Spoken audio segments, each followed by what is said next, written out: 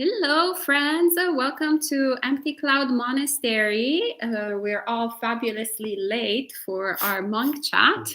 Actually, only 3 minutes. That's nothing. In Italy, we're early. We're like about 30 minutes early for monk chat.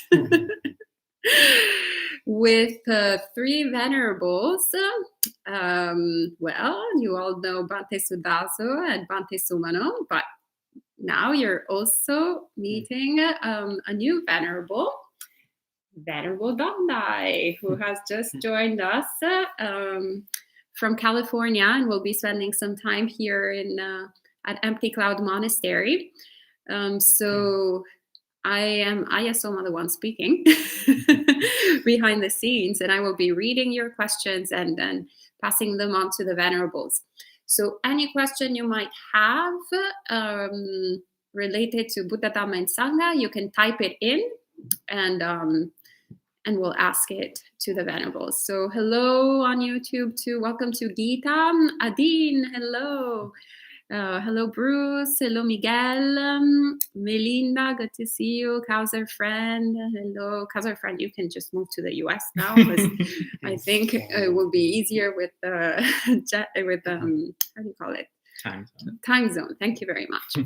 And hello, because he's in Holland, if I remember correctly. In Europe, anyway.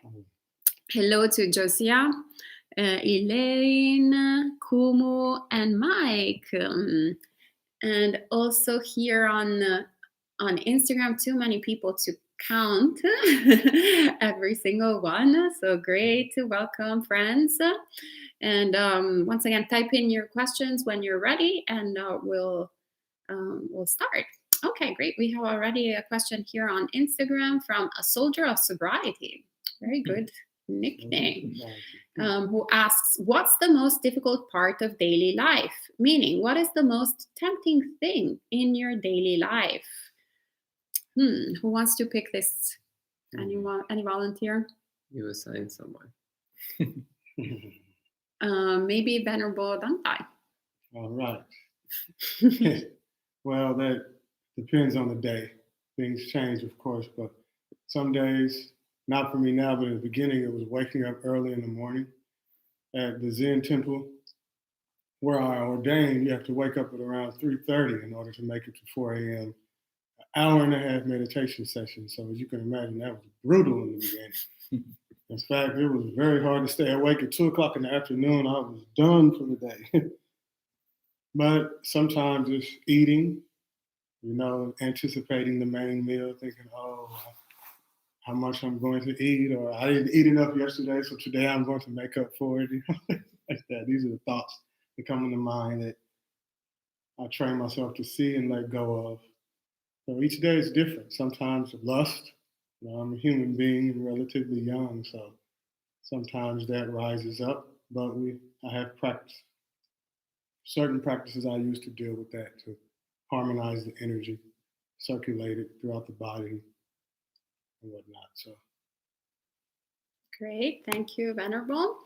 And Enjoy the Silence Meditation asks, I would like to know how meditation has changed their lives. So maybe we can start from Bhante Sudaso, then go into Bhante Sumano and Venerable Dandai again. Completely changed my life. So without meditation practice, one, I'm not sure I would be alive, to be perfectly honest. And if I was, I would probably be a complete mess. It completely turned my life around. It gave me the tools and instruments for understanding what happiness is and how to be happy. It gave me a way to understand my own mind, and from that to understand the nature of reality. And my investigation of meditation practice is what got me to investigate Buddhist philosophy, which is the most delicious body of knowledge I've come across in this life. Meditation has completely changed my life, and exclusively for the better. Great, thank you, Bhante.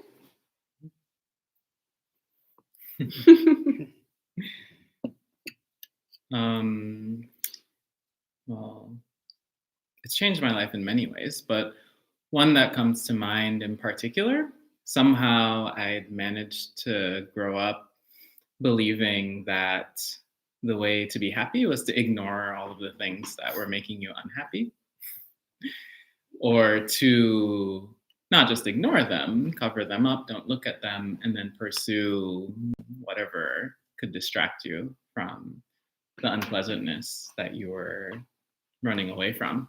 So actually, for me, meditation was a vehicle for confronting all of those delusions, confronting all the skeletons, all the scary things, all the things that I didn't want to look at. And for me, that was very transformative, because that was where I actually was able to find happiness. That was where I was finally able to deal with the things that were weighing me down, rather than wishing that they would go away, or rather than stuffing them under the carpet or the rug and thinking that that made the room of my mind and my life clean, so to speak. So yeah, it was actually meditation or a Dharma practice was the first time that I'd heard someone say that suffering was real and that it was normal. And in some ways that it was okay to have that experience. It was the first time that I'd heard that. Everybody else was like, oh, don't worry about it, or oh, it'll go away, or oh, you don't have to do anything. But meditation taught me how to look at dukkha, but then also how to deal with it the right way. Great, thank you, Venerable. For me, meditation has, first, it allowed me to deal with body pain, particularly in my knee, because I was big into weightlifting for many years. And when I first got into meditation and heard about it, I had difficulty sitting like most people. So the pain of damaged, pinched nerves from damaging the body, which I found out through this path, dukkha, trying to attain happiness through an ideal physique, which is going to wither away anyway. And so at 40 years old now, I see the reality of that. So meditation practically, in regards to the body, allows me to deal with physical pain, to just see it, not all the time, most of the time, just feel it and to embrace it and let it go, let it do what it does. And also being intellectual, it allows me to deal with thoughts, to just see them, to remember no matter how crazy my thoughts are, at times, I'm not my thoughts. And then when I do get identified and caught up with thoughts, and I catch myself and say, oh, falling back into that habit groove again. And I come back out. So really, it's a win-win situation. I found that it really isn't a bad meditation. As long as I don't move too much, as long as I don't get tangled up with my thoughts for a whole session, then that's a good meditation. And I'm still learning as I go along the path. Great, thank you to all the Venerables.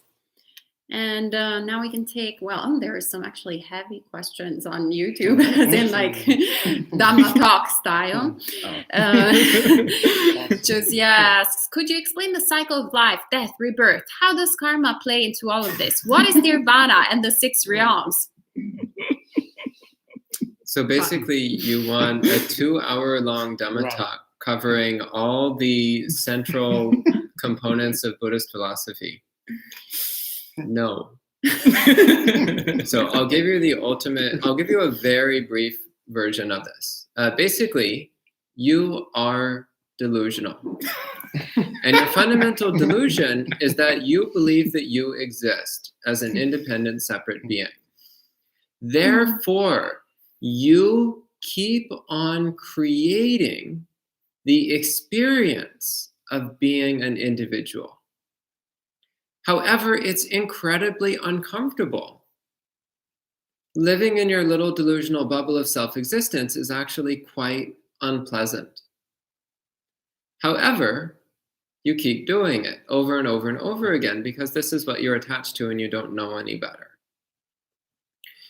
So through Buddhist practice, we start to recognize that we are continually creating our own suffering because of our own delusions, and it doesn't need to be that way. We can recognize the way we generate our own suffering, and we can stop doing that. And the suffering fades away. And the ending of suffering is what we call nibbana, so we call enlightenment, so we call awakening. When we understand our delusion well enough that we let it go. When we understand our defilements, our greed, hatred, desire, and aversion that's making us unhappy, we understand our defilements well enough to stop perpetuating them. Then we understand the whole cycle. And we understand that it's exactly the same cycle that everybody is going through. And in fact, others are not different from ourselves. Others are not separate from ourselves. Even the appearance of separation between beings is another manifestation of our own delusions. So that falls away as well. And with the falling away of the illusion of the separation between beings, there arises infinite compassion and the wish to help all beings, as they are not separate from ourselves. So then, naturally, wisdom begets compassion. And ultimately, this leads to making this firm resolution to do what we can to help everyone that we encounter. So that's a very, very brief summary, did that touch on every part of the question? I think so. Yeah. Great. You did a wonderful job. Thank you, Bhante. Okay. And Adine actually is asking, can you please post how to spell the California Venerable's name? So, diacritics. Yes, exactly. It's a little complicated because it's like dang, with the crescent moon. Actually, some of the people used to joke and say dang. So my mentor's name was Tai Dang Hui, and he would say dang wee. So. Yeah, so the Venerable is ordained in the Vietnamese tradition, and I don't have those particular diacritics on my keyboard, so it will be a little bit problematic. But if you can find, I think Venerable has an Instagram that is called Modern Contemplative. Perfect. So you can find then the name spelled out. All right, and good to see both Andre and Andres. Who wishes all the best of luck on our practice. And Andre asks, how do you approach the contemplation of sanya in the perspective of dukkha? I feel like sanya are immensely stressful. There can be two images, one of something you want and one of something you don't want. One brings you suffering because of your attachment to it, and the other also brings you suffering.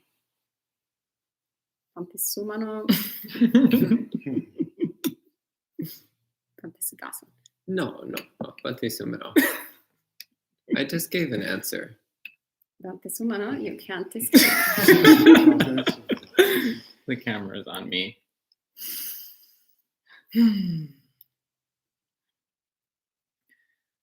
Well, I would say that what you've done already is actually quite a lot.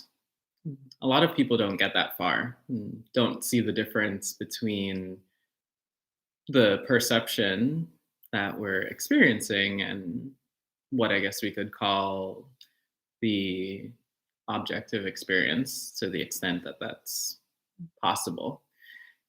So for the most part, I would say you're on the right track.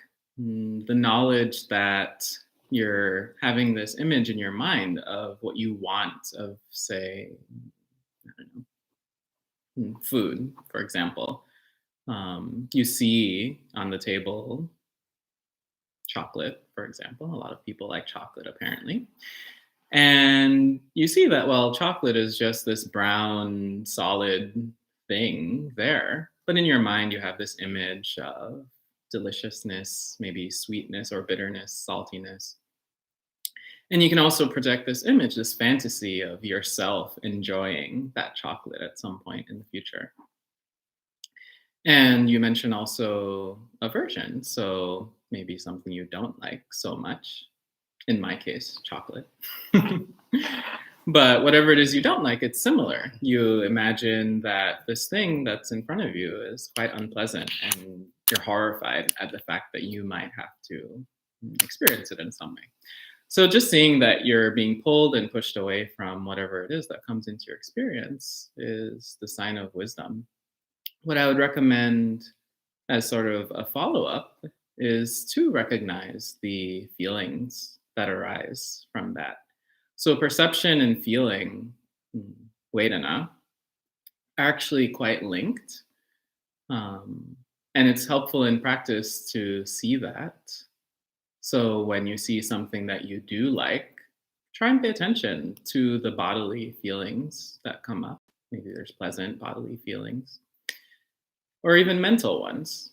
The feeling of seeing something that's really pleasant, it does something to the mind that you can sense, not just the images that are coming through. In some ways, it's more obvious when you see something you don't like. You have these visceral reactions. You might recoil if you see someone, a person really gets on your nerves. You might turn away from food that you don't like, or even something as simple as, say, dog poop or something really unpleasant. We have this visceral reaction. But you can also see the contractedness of mind that comes up. So when you pay attention to these and you see that you're being pushed and pulled around by your mind, then you just realize how exhausting that all is.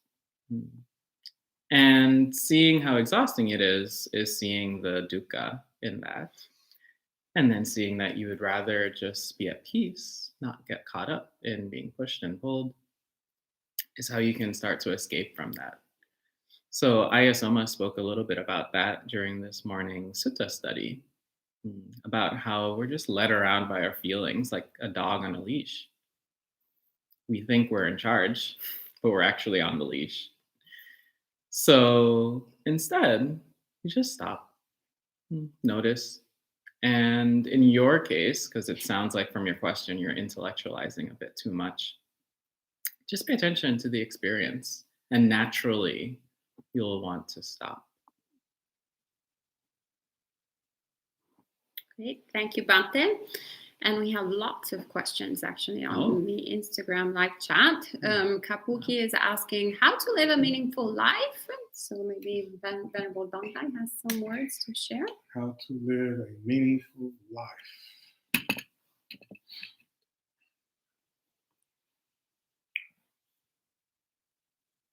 How would you define meaningful? And now, can I ask you a question? We're getting zen here. A question. What is meaningful to you? Can something be meaningful yet unskillful? And if so, is that worth engaging in? For me, a meaningful life means a life infused with empathy and compassion. Why? Not because these are lofty words and it's trendy to post about empathy and compassion on social media, but because I feel good when someone else smiles. When I make someone else feel happy, I feel more happy. When I'm at peace and others are not at peace, that affects my peace. I was spending some time with my sister for about 1 month prior to coming here, and I could really pick up on her stress and anxiety. It was like flowing right through me. Of course, that's my sister, so there's a strong bond. But I was like, wow. So I had to deal with that, and that's her stress, but it became my stress because I was open to it. I didn't block it. So I would say examine what is meaningful to you and then see if that's producing happiness and peace and tranquility in your life. Great. Thank you, Venerable. And Bante Sudazo can take the question, do you have to kill your ego? It depends on what you mean by kill, and it depends on what you mean by ego. So I always get a little bit uncomfortable whenever a question about Buddhism is phrased using technical terms from Western psychology. Because Buddhism and Western psychology are very different systems with not a whole lot of overlap and very different goals. So I tend to just rewrite things into Buddhist terminology and then answer it that way. So I'm going to just rewrite your question. So what you're asking is, do we need to let go of our personal identity? That's the question I've decided you're asking. And the answer is yes. If you want to be happy, you must let go of your personal identity.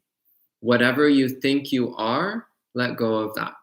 That's not who you are. That's just a temporary experience. Of course, if you're not interested in being happy, then you can hold on to your personal identity all you want and you won't be happy. But if that's the way you want to live your life, that's of course your choice. So I'll take the question in that way. Great.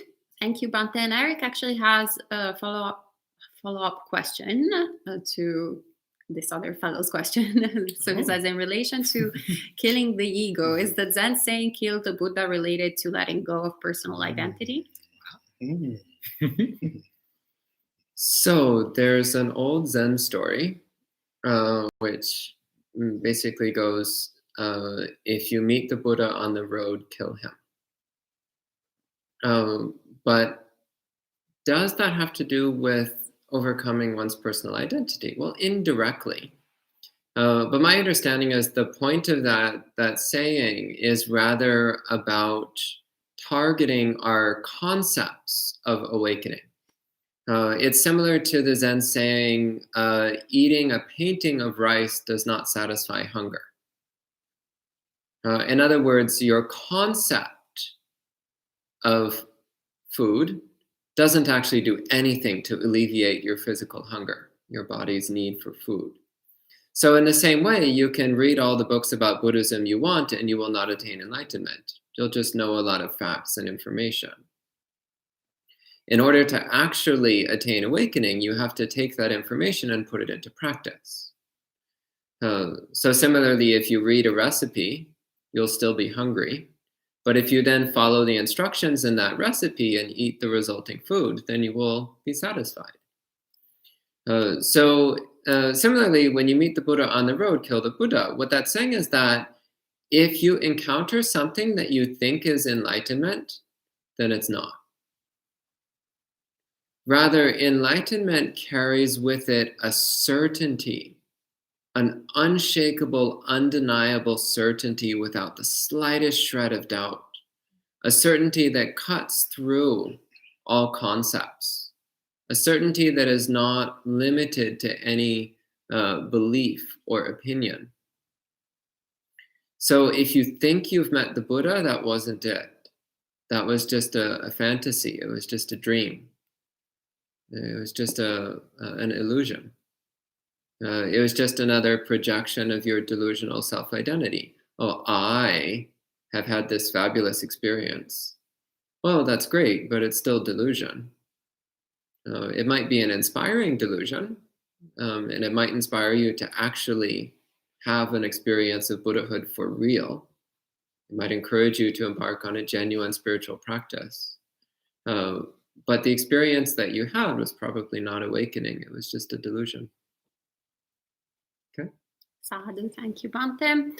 And Josie asks if there is any website or something you would direct me to. Yes, our YouTube channel. You can find all those topics in the history.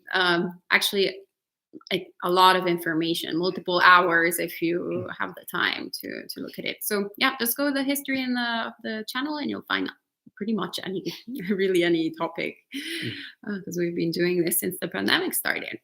And Melinda says, if the Sangha would have me, I would love to come for a summer visit with Corona in mind. Oh, yes. You have to write, though, to Bante Sumano, who is the one in charge of all our COVID protocols.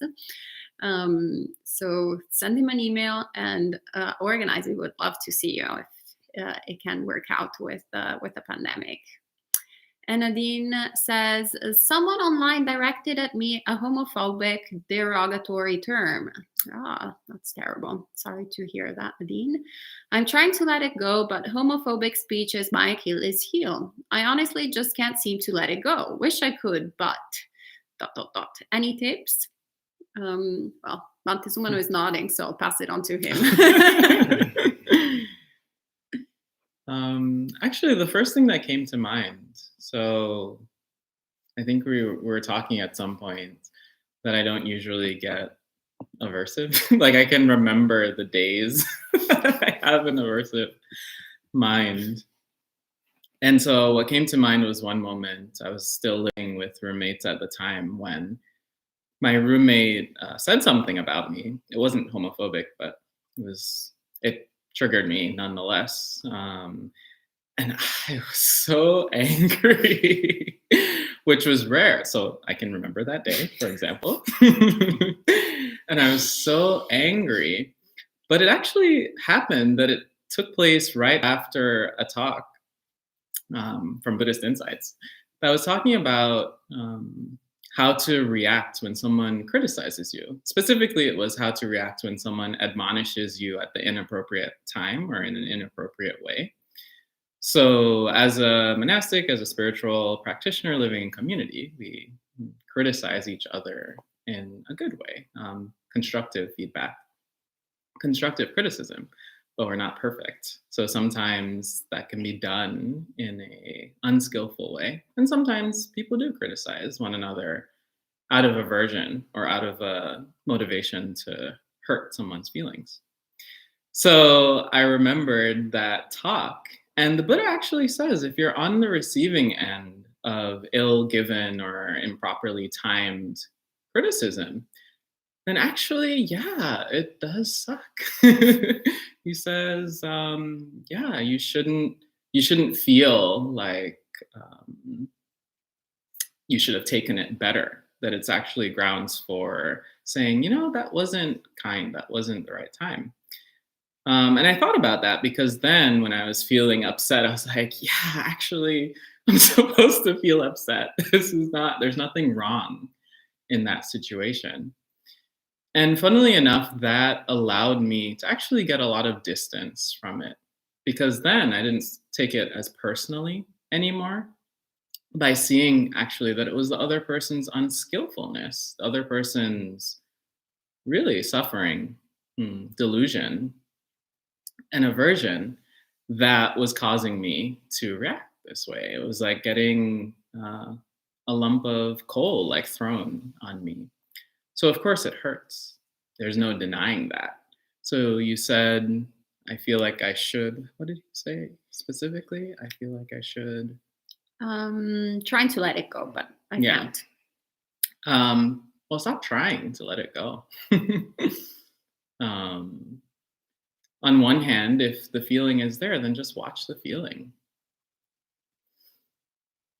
And you'll see that just by sitting with it, just by watching it, even if it hurts, even if you feel like it should be going away faster than it is, even if you feel like you should be the paragon of equanimity and stability and strength, just be honest with your situation and with yourself.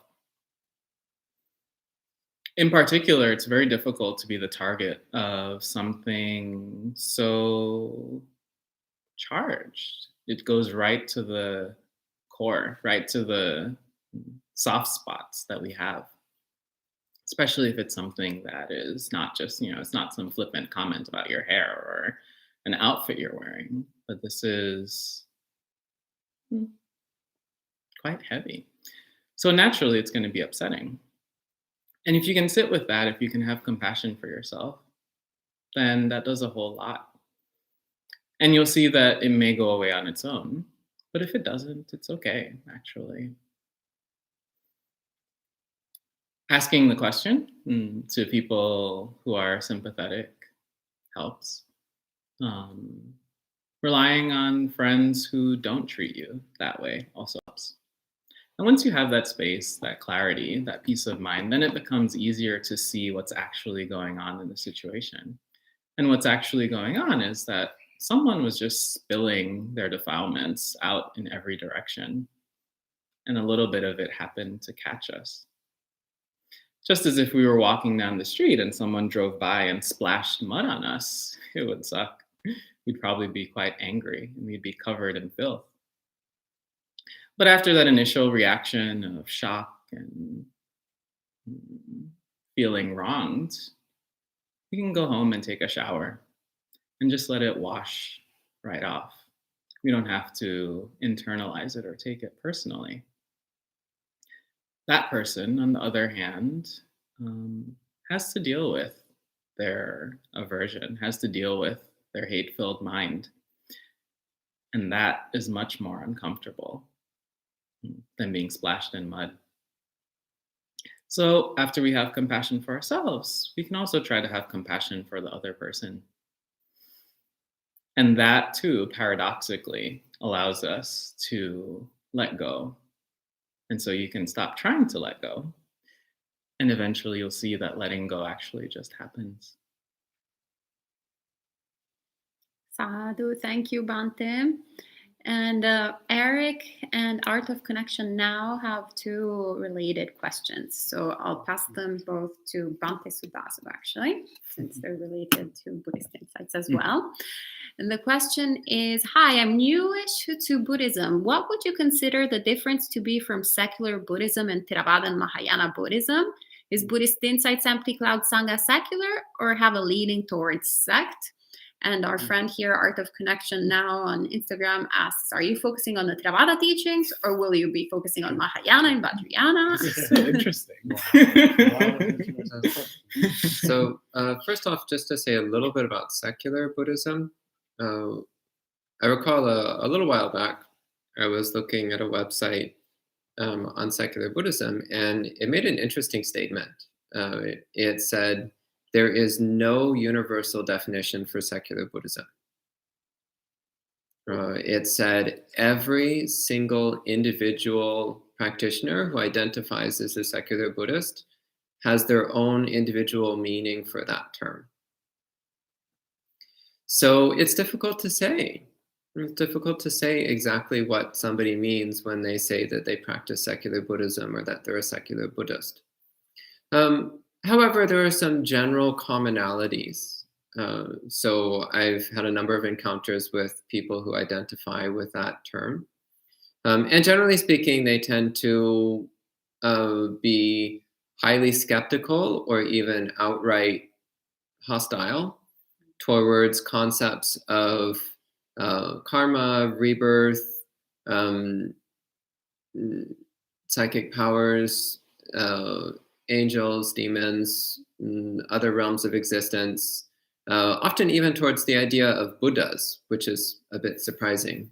But I've encountered some self-called secular Buddhists who didn't believe enlightenment was even possible. It's like, well, how can you even call yourself a Buddhist if you don't believe in Buddha? It doesn't make any sense to me. So those are some general, again, if you just look online, what is secular Buddhism, you'll get a sense of it. Briefly speaking, we aren't. We are not secular Buddhists. We are Buddhists. So we study the teachings of enlightenment, the teachings of the Buddhas, and we try to practice them with as much authenticity as we can. But that's not limited to any one particular sect. So I'm wearing Theravada-style robes. Bhante Sumino is wearing Theravada-style robes. Venerable Dangdai is wearing Mahayana-style robes. But all of us are trying to attain enlightenment as Shakyamuni Buddha attained enlightenment. I've had a lot of experience with Mahayana Buddhism. I spent a lot of time in Mahayana monasteries. I really like Mahayana, and I don't see any conflict between Theravada and Mahayana. However, at this monastery, we do tend to talk a lot from the Theravada perspective, One, because we like Theravada. Two, it tends to be the most accessible form of Buddhism, the most easily understood form of Buddhism. Three, if you want to understand Mahayana, then you need to understand Theravada anyway. So Theravada includes the foundational teachings which Mahayana is built upon. Without understanding those foundations, Mahayana won't make any sense. So we define our organization and our monastery as non-sectarian, in that we don't exclusively teach any one particular sect, and we're open to all forms of Buddhism. But we do tend to place a bit more emphasis on the Theravada teachings for the reasons that I've mentioned. Thank you very much, Bante. And Venerable Dongdai maybe wants to take the next question from Kapuki. What is the most basic Buddhist teaching that anyone can practice? Good question. Most basic. 3 characteristics of existence, or skills or marks that I just spoke. Where did the words come from? Where did they go? If you try to sit perfectly still, you'll notice that you're not perfectly still. If you begin eating a meal, you can't continue beginning to eat a meal. There's a beginning, there's a middle, there's an end. And also, when you begin to observe impermanence in speech, in your thinking, in every action, which is advanced, by the way. Of course, this is a practice for life. But just whatever you're doing, the breath, always in and out, shallow, deep, long, short, it's always characterized by inconstancy, evanescence, whatever word you want to use, is always changing. Now also from that, then you ask yourself, where is this self? Where is this feeling of me? Can I pinpoint it in myself? When you're eating, are you exactly in the spoon? Where are you? Are you in your taste buds? When you're sad, are you sadness exactly? Or is there a witness of sadness? And awareness, actually, Bante gave a wonderful meditation the other day, so which you could practice this. But you can do this at any time, just by looking at the situation to see if it's permanent, and it's not, of course. It's always changing. Your sense of self is always changing.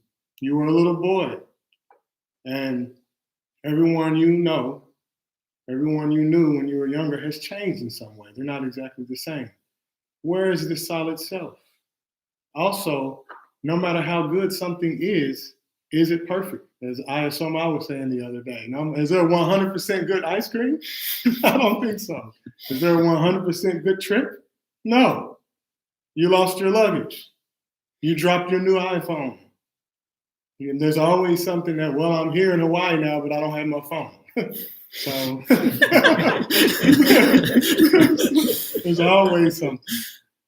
So just look at that and also laugh more. That's good. So if you're not laughing, you're not aware of impermanence. You're not aware that there's really no self that's static, that's constantly depressed, or that's even constantly happy. So let go and enjoy the flow of life and realize that you are not your thoughts. You are not your feelings. You are not even this body. It's changing. So make the best of the body. Eat healthy foods.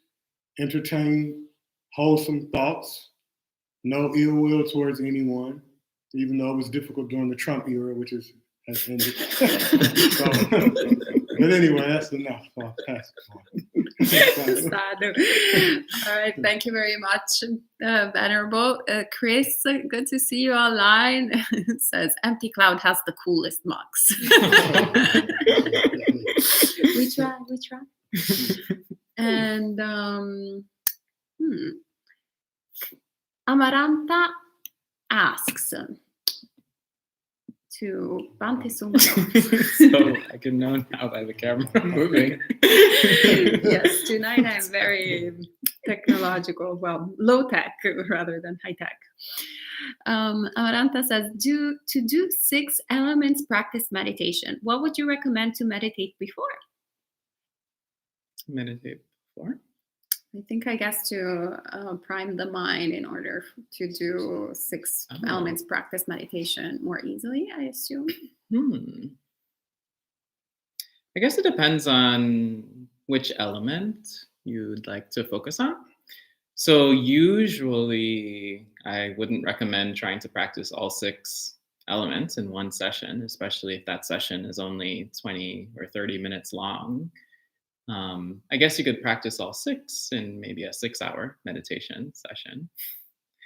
But yeah, so depending on which element, so if you're focusing on the earth element, solidity, then it's helpful to practice mindfulness of the body beforehand, because that's a very sort of solid and more visible for a lot of people, visible in the mind, so to speak.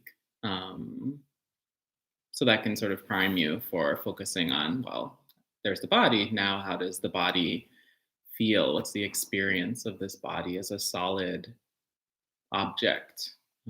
And then extending that, not just internally, but also externally. For air, for example, you could focus on mindfulness of breathing beforehand. The others are a little more subtle, but actually by doing body contemplation and breath contemplation, the stillness of mind that you develop makes it easier to sort of segue into water, space, consciousness, etc. Personally, I like to just dive in because, like Venerable was saying, there isn't really a bad meditation.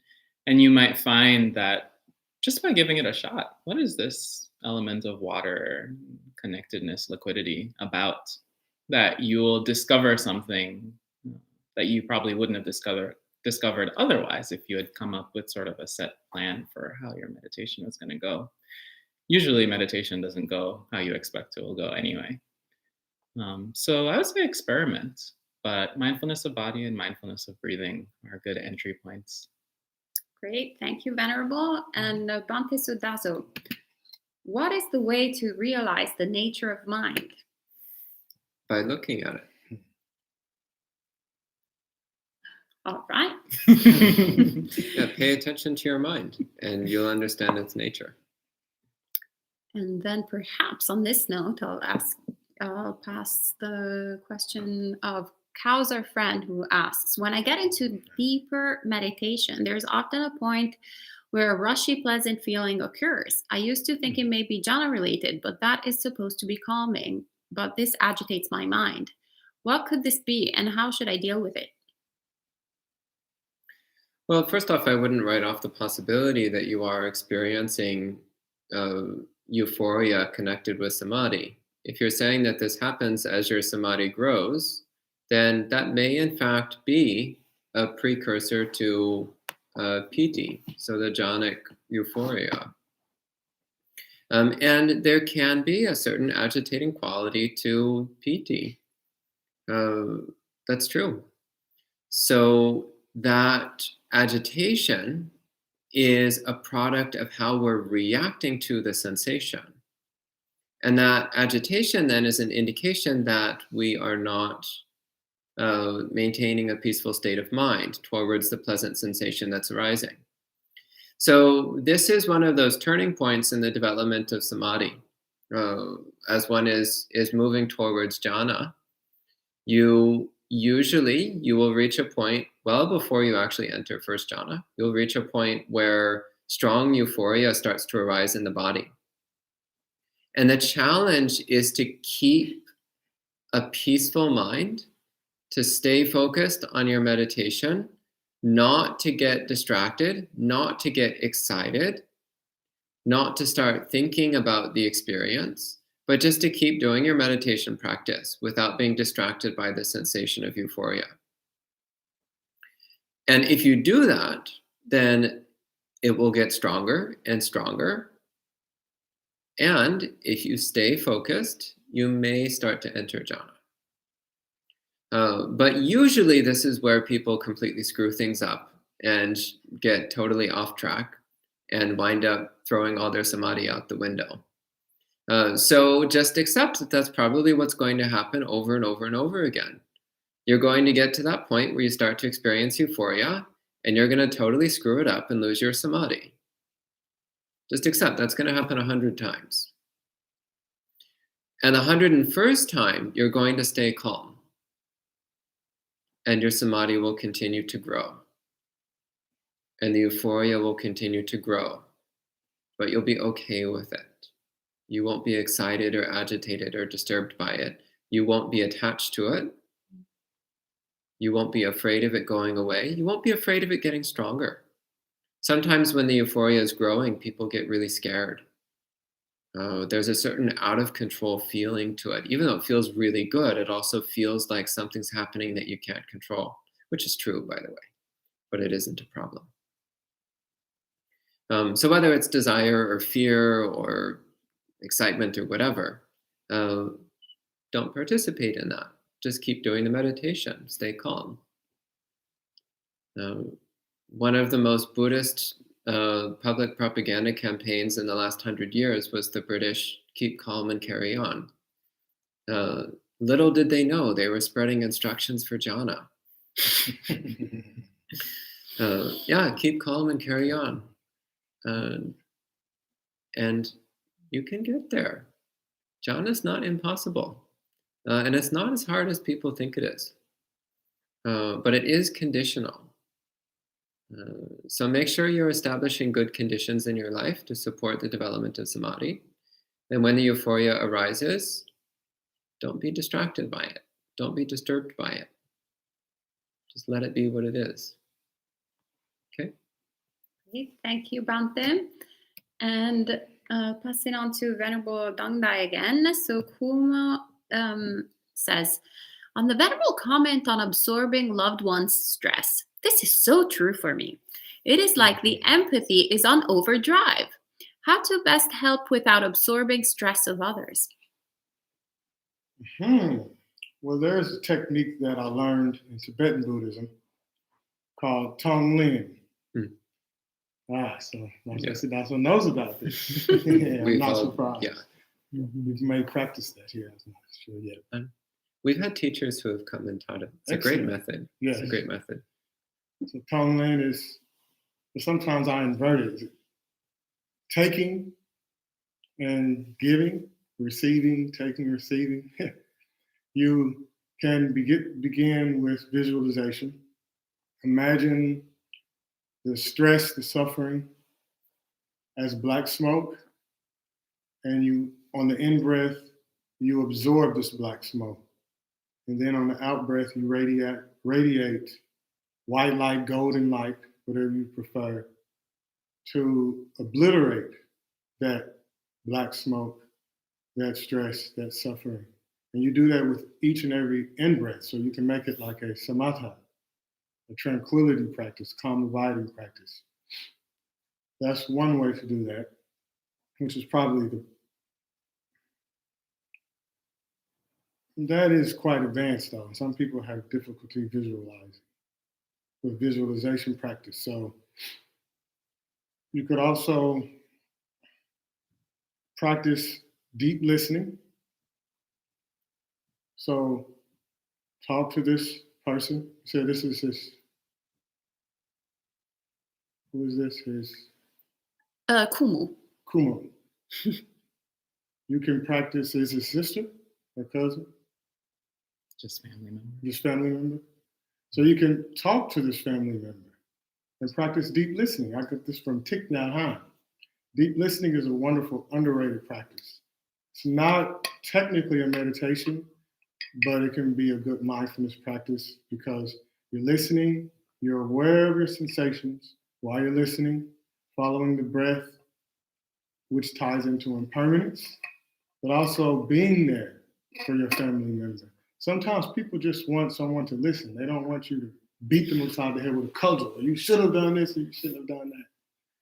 They just want you to listen and know that you care and that you understand what they're going through. And then also you'll find it's easier for you to talk to someone about whatever problems you're dealing with. So most practically, just practice deep listening. Confront your family member and say, let's sit down and express what you want to tell me, and I will listen and offer unconditional love. Sadhu. Thank you very much, Bhante. And Bhante Sumano, how can one convert themselves to Buddhism, asks a soldier of sobriety. Take the 5 precepts. Great. And now a short answer from each one of you for this question from Pantili Vasili. What was the deciding point in your life that made you choose to become a monk?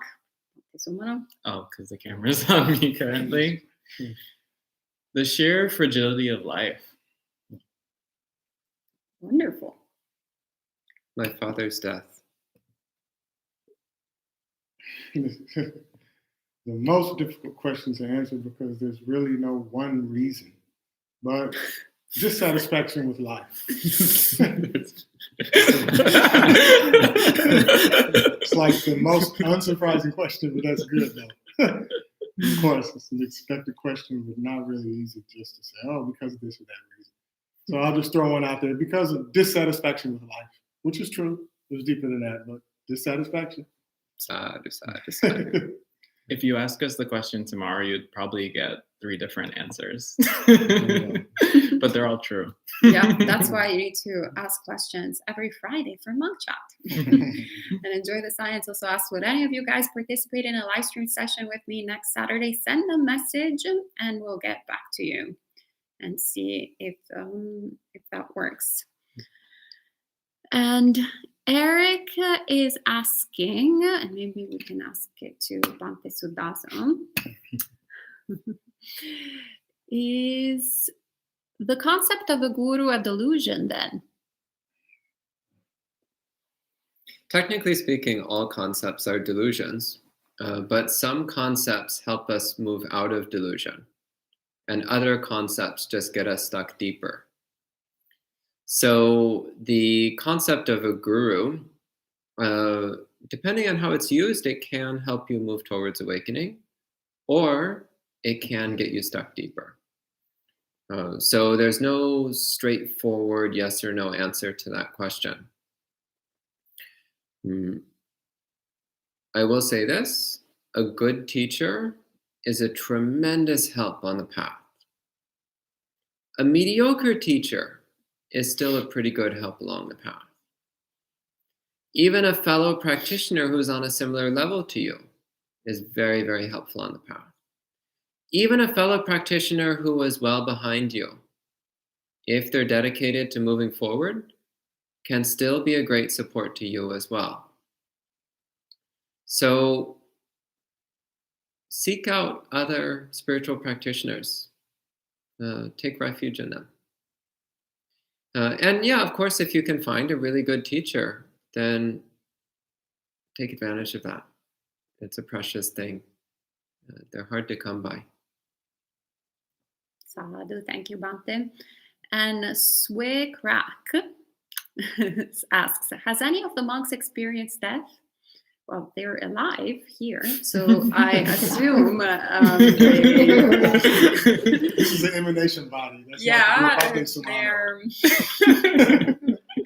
they're all alive as I am seeing them going through, still breathing. So they don't look like they are currently experiencing death, but maybe you're asking if they have been on a sort of life or death Maybe they could clarify the question. Maybe you can clarify, yes. And Enjoy the Science asks, why do you think most people don't like practicing meditation or don't want to practice meditation, even though we know the benefits? Venerable Dandai? Because it's painful.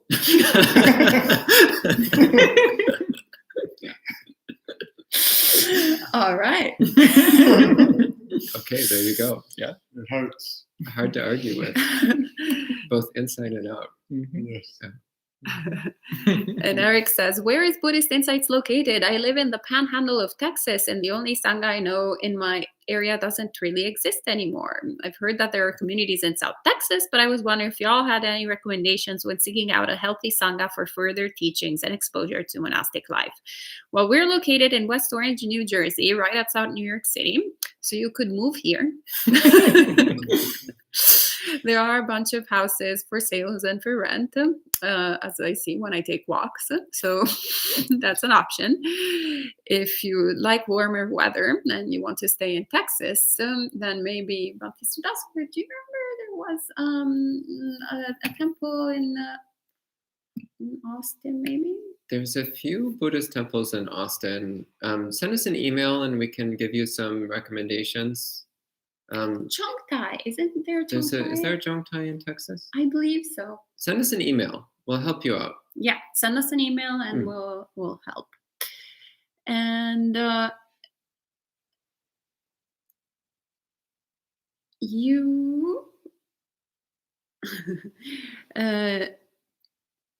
Yudi, says, how do I find a good practitioner when someone is shy?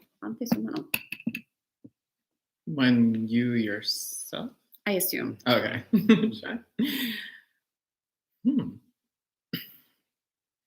for some reason I don't quite know how to answer this question. Which is very interesting because I see myself as an introverted person, but that's the reaction that I get when I say that. Delusion.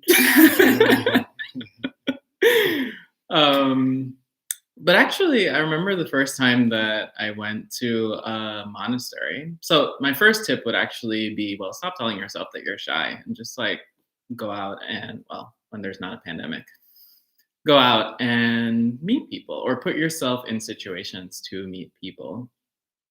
So the first time that I went to a Buddhist monastery was actually the first time that I went to anything Buddhist. So I went to Blue Cliff Monastery in upstate New York right after reading one book by Venerable Thich Nhat Hanh. And I went on a retreat, a 5-day retreat. And yeah, I didn't know anybody. I didn't know what anyone was doing. I'd never been there. It was a totally new experience. And I actually didn't make an effort to talk to anybody, but I just practiced. I followed the schedule. I did everything that was there. I was peaceful, kind. And I found that actually I didn't have to make much effort to really talk to anybody because people gravitate towards others who are peaceful, who are kind, who are gentle. So yes, it's true that you can be the gregarious, extroverted person that actively goes around and speaks to everyone. But you can also be the shy, quiet person. And you'll find that people will be drawn to you. Part of that is letting go of the expectation of what kind of people you want to be drawn to you. So we're human. And so naturally, we want the cool people, the good-looking people, the intellectuals, the experienced practitioners, or our idea of an experienced practitioner. We want those people to talk to us. But honestly, I found that all of those people were quite empty inside. The people that on the outside seem to have it all together and we're surrounded by fans, and you'll find these kinds of people in meditation circles. I found them quite boring and I wasn't interested at all in speaking to them. But the people who, like me, actually were sort of unassuming, quiet, maybe a little weird, a little quirky, those people were the people that actually had quite a bit to teach me about practicing and about being with people who just get you outside of your comfort zone. So honestly, I don't think there's a problem with being shy. You just have to put yourself in the conditions that allow yourself to meet others. So find a meditation group, find a monastery, whatever it is, just go and let whatever is going to happen. If you have no expectations, well, And there's nothing to be disappointed by. And if no one talks to you, then great, because shy people love not interacting. But if people do talk to you, then also great, because they'll help pull you out of that insular mindset. Great, thank you, Bhante. And Bhante Sudazo can take Jadavar Hashad's question that says, does Theravada Buddhism have the concept of reincarnation? So in Buddhism, we normally use the word rebirth rather than reincarnation. And there's a subtle difference that's implied by this difference in terminology. So the word reincarnation is normally associated with Hinduism and with some other non-Buddhist schools of thought. And the concept of reincarnation is based on the belief that you have an eternal soul that periodically re-enters a body. That's the term reincarnation. So re-entering the carnal, re-entering a physical body. The Buddhist concept, on the other hand, is quite a bit different. The Buddhist concept of rebirth or re-becoming or continued existence is actually the way I like to think about it. It's just the continued appearance of self-existence. What this is rather talking about is that fundamentally our experience is mental, and it is not connected to any particular physical body. So, and that mental experience is fueled by its own delusion and craving. And fundamentally, it's its own delusion of self-existence and its craving for continued self-existence. This is the fuel that causes the experience of continued existence. So that means that when we have the experience of what we think our body is, when we have the experience of that body dying, then we will create another experience after it. And that other experience may or may not involve a physical body. So in Buddhism, the Buddha described many different kinds of experiences that one can have. And sometimes those experiences don't even involve a physical body at all.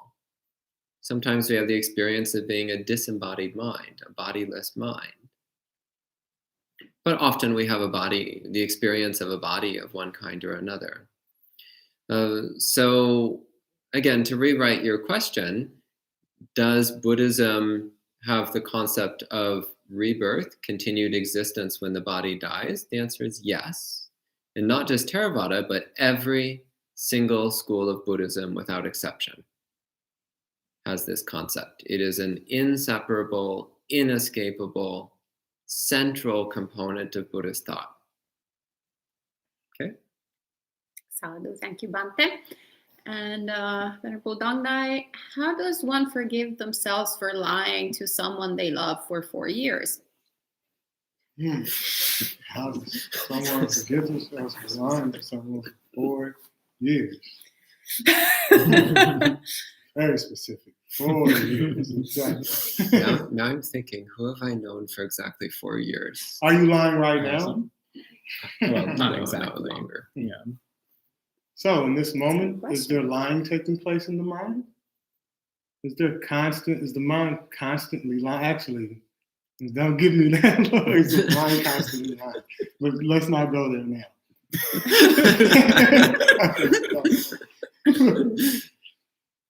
You're not lying now. You want to answer. First of all, you feel that it's wrong to lie, which is good. So congratulations, you're a human being. You're a healthy human being with a normal mind. Because when you habitually lie and you don't see a problem with lying, pathological liar, there's hope, but you'll need a lot of work. So rejoice in the fact that you realize that you've been lying and you want to resolve this problem. So do that. Take a moment to rejoice in the fact that you realize this is a blunder, this is a wrong action. So it's right to realize that. So there's clarity in your mind. But there's more clarity than that. But you can use this as a vehicle to the grand clarity of mind, consciousness. So start telling the truth. Be brutally honest with yourself and others. That's what we do as monastics. It's not easy, but we try to be as transparent as possible. Because consciousness is transparent. Your true nature is transparent. It is luminous. But we don't know that, and so we get caught up in the clouds instead of looking beyond the clouds. To use a weak simile, somewhat imperfect, but you get the idea. So begin to look for the antidote to that is honesty. Brutal honesty. Start there. And it is possible because you asked this question. So there's the evidence that it's possible for you to be more honest. But you have to be honest with yourself. That's what's missing. People say they want to do this and we want to do that. We want to be kind. We want to be more honest, but are we kind to ourselves? Are we honest with ourselves? So ask yourself, am I honest? And to give a moment, am I honest right now? Is what I'm about to say honest? Is it truthful? There you go. Wonderful. Thank you very much, Venerable. And Bhante Sumano. I don't know why you moving the camera gives me so much anxiety.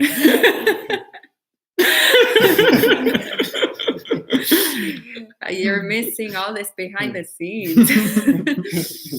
IOXS asks, any tips for people who are just starting Buddhism? Don't neglect the power of generosity and kindness. Sadhu, sadhu, sadhu. Bhante, I'll pass you a question from Adine, who asks, is it so that ultimately I need to even let go of my identity of being gay? Or are such fundamental identities somehow exempt? I gave a little tone to the question. That wasn't there. Nothing is exempt. All identities eventually have to go. So whether you identify as gay or straight or bi or queer or this or that, whether you identify as male or female or both or neither, whether you identify as human or spirit or animal, all of that has to go. Because you've been all of those things and a lot more besides, and none of that was you. And now you have a particular identity, and this isn't you either. And in the future, you're going to have different identities, and those won't be you either. They're all just temporary manifestations, temporary assemblies of conditional parts. None of it's who you are, what you are. So none of this is denying that your current experience is what it is. So if your current experience is of being gay, well, then that's your current experience. But it's not who you are. It's just a current experience. So we do need to be aware of our identities. That's a part of self-honesty, as Venerable Dong Dai so beautifully spoke about just now. Not pretending things are other than they are, but also recognize that this is not ultimately who we are. We are not infinitely and eternally and always gay or straight or bi or this or that. We're not infinitely and eternally always female or male or transgender, gender non-binary. This isn't our ultimate eternal essence. It's just a temporary experience. So recognize that. It is the experience that you're having right now, but it's temporary. It's not ultimately who you are. Okay. Great, thank you, Bhante. And actually, there's a question directly for you from Mark. A while back, Bhante Sudaso listed sutta readings in order of introductory to greater and greater complexity. Is this posted anywhere, as I don't remember the talk, and he said them in Pali? If they aren't, could they be? Mm-hmm. They definitely could be. Do you know what he's referring to? I assume he's referring to the kind of standard introductory list I usually give, which is first to read the anthology called In the Buddha's Words, then to read the middle-length discourses, then to read the connected discourses, then to read the numerical discourses, then to read the short poetry collections, Dhammapada, Suttanipata, Itivutika, Udana, sorry, that's in Pali. And then finally, as a last, to read the long discourses. So that's usually the order I recommend to read the Sutta Zen. We'll post them on the website. Actually, if you can send an email to info@emptycloud.org, Bhakti Sumana will read it, and we'll get Bhakti Sudasu to do it. There's a whole chain here in order to make things happen. But now that Bhakti Sumana is here, we get more stuff done. Yes, we have a chain of command, and I'm not at the top. All right, and let's see, we have other questions. Eric asks, and I'll pass it on to Bhakti Sumana. I feel like you do it slower when it's me. Ominous music. Did any of you exit romantic relationships to enter monastic life? Do you have any advice you can give on the decision to enter from that perspective? Maybe I'll actually switch it a little bit so it's both venerable so that you can see. Yeah, actually. A long-term relationship. What was the other part of the question?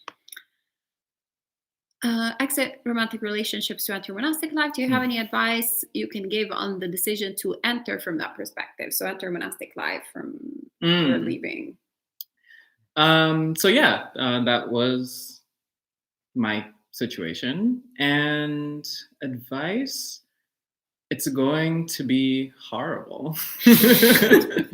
It's going to feel like someone pulled your insides out through your mouth. But that's natural, actually, because you've cultivated a connection, a relationship, a bond with another person, and severing that is going to hurt. But actually, what's most painful about it is the delusion that we sort of heap on top of what's going on. So we recognize that we have this aspiration to move our lives in a certain direction. And the Buddha talks about this. We can't get everything that we want, but we make a value judgment. We know that there are certain things that we want more, or certain things that are more meaningful or more valuable to us. So we have to decide what that is. And if we make the decision, if we're in a relationship, that monastic life is that more valuable thing, then we have to face facts. We can't have both of them.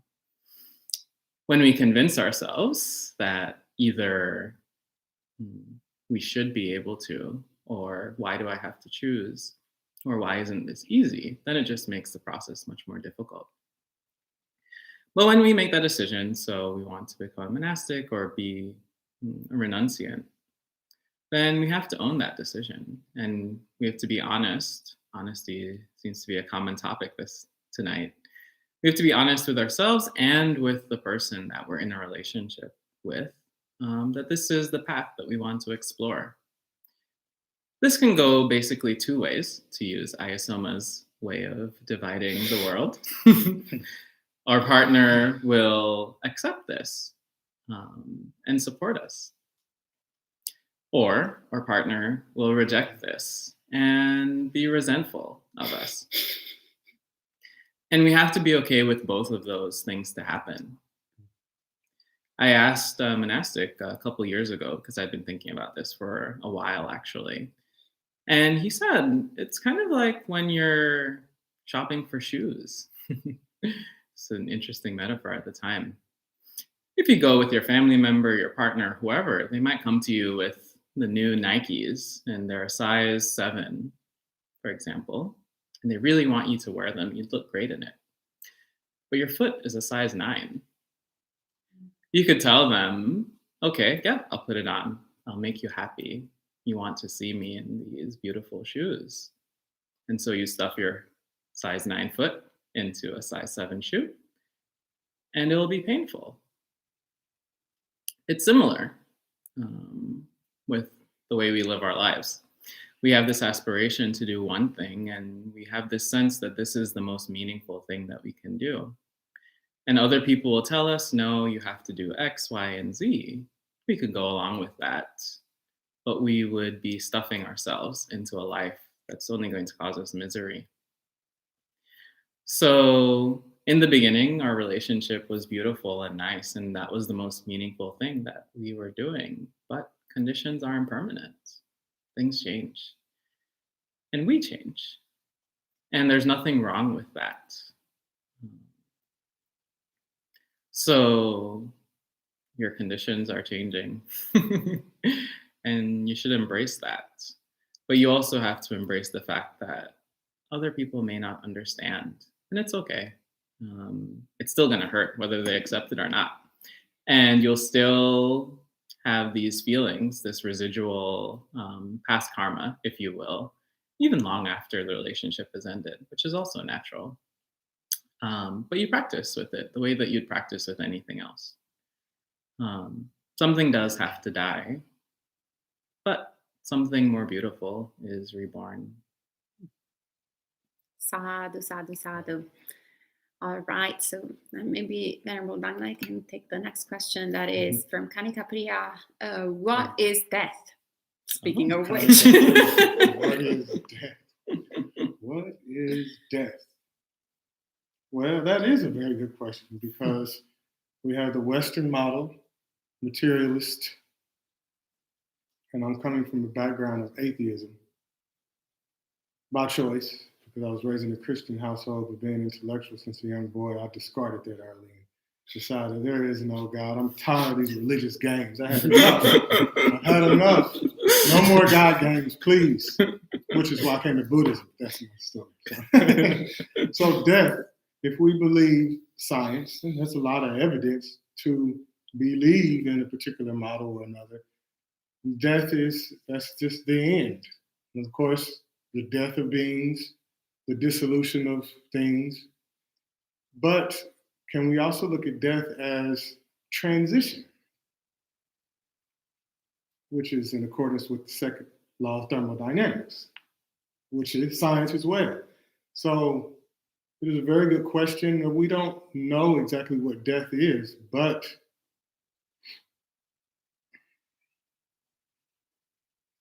we are subject to the dissolution of this body. Our feelings are constantly dissolving. So that's a type of death. But if by your question you mean the grand death as in nothingness, then I'm not so sure about that.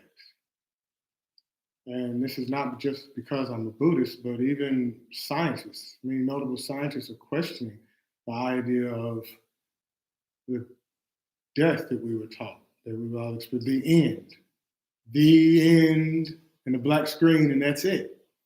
But we don't know. That's probably not what death actually is. I would say entertain the question, make it like a Zen koan. What is death? Who is dying? What dies? Play with that question. Reformulate it. Death for what? For whom? Try that. Sadhu, thank you, Venerable. And this next question to Bhakti Sudaso. Harshad on YouTube asks, is it true that Buddha recalled his previous births and he realized that this is his last birth and he's going to be free from birth cycle? Yes. Yeah, that was part of his realization on the night of his enlightenment. Yep. Great. That was easy. I'll give you another question from Kanika Priya. Can you define jhana? Is it perception without judgment? No, that's not it at all. No. No. So can you define it? Jhana is when the mind is completely stable, completely alert, completely unified. It's when the mind is not moving at all, and yet it is completely, radiantly awake and alert. That is jhana. Sadhu, okay. Feels great, by the way. And now we're getting into Zen answers because we only have a couple of minutes left. So, well, starting with Bhante Sudasu, since the camera is here, how to find a teacher? Look inside your own mind. IOXS asks, what are the different types of Buddhism? Wow, that's dumb.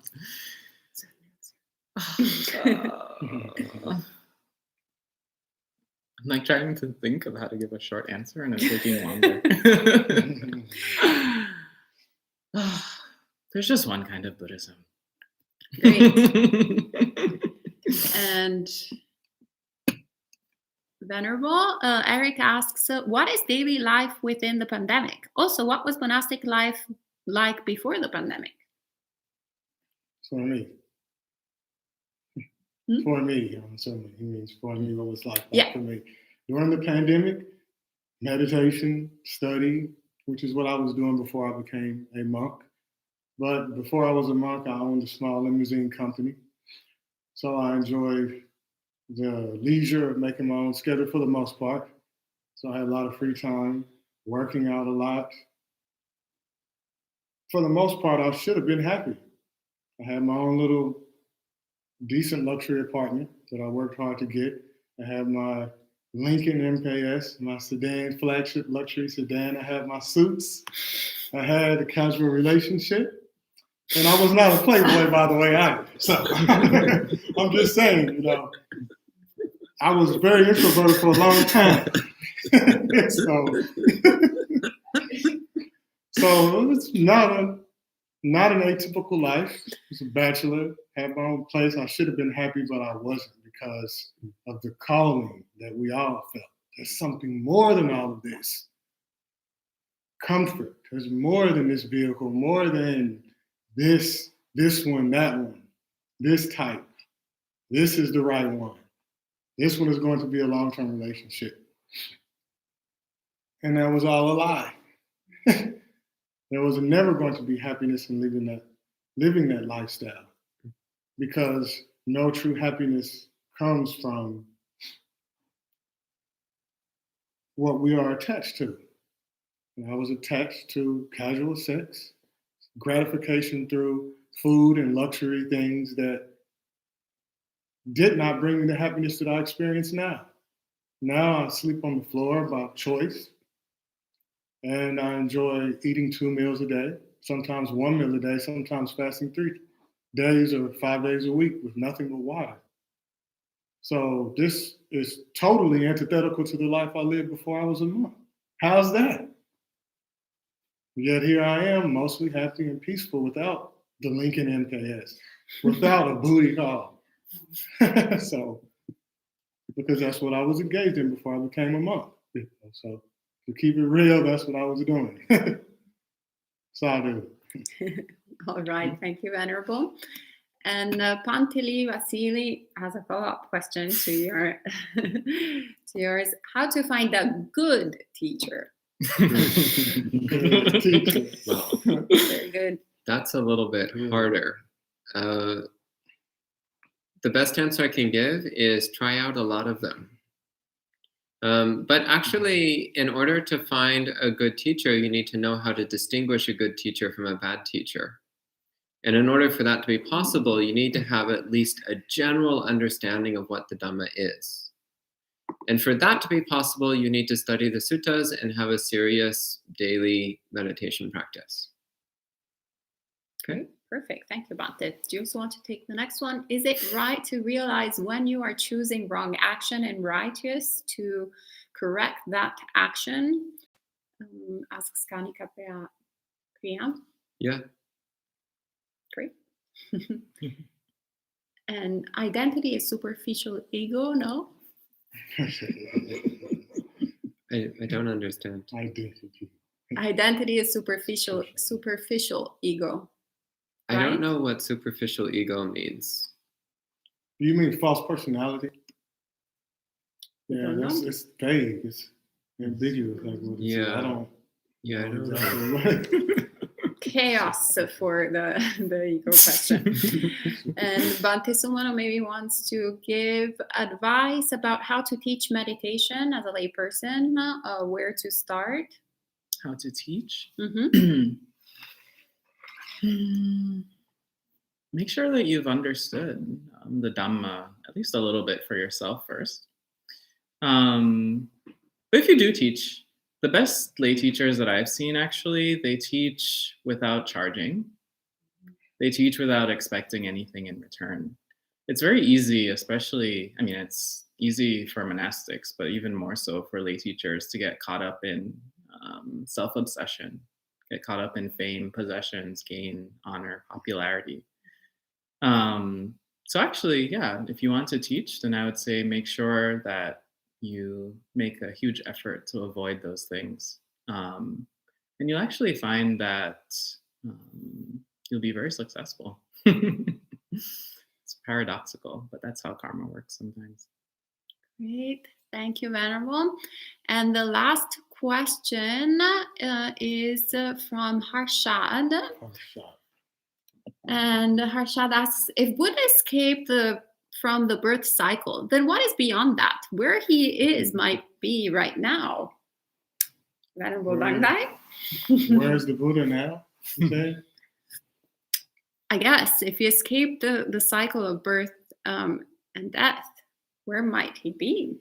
Now that prompts me to ask the question to Bhante Sudaso, because according to my studies, it's not nothing. The Buddha didn't just disappear into nothingness, right? He talked about in the Pali, and that's translations in English, but yeah, tell us. Now, tell us. We're curious. We want to know. So when asked this kind of question, the Buddha's usual answer was to say that the question is completely meaningless and cannot be answered. That the question is just as absurd as asking, what does the color blue sound like?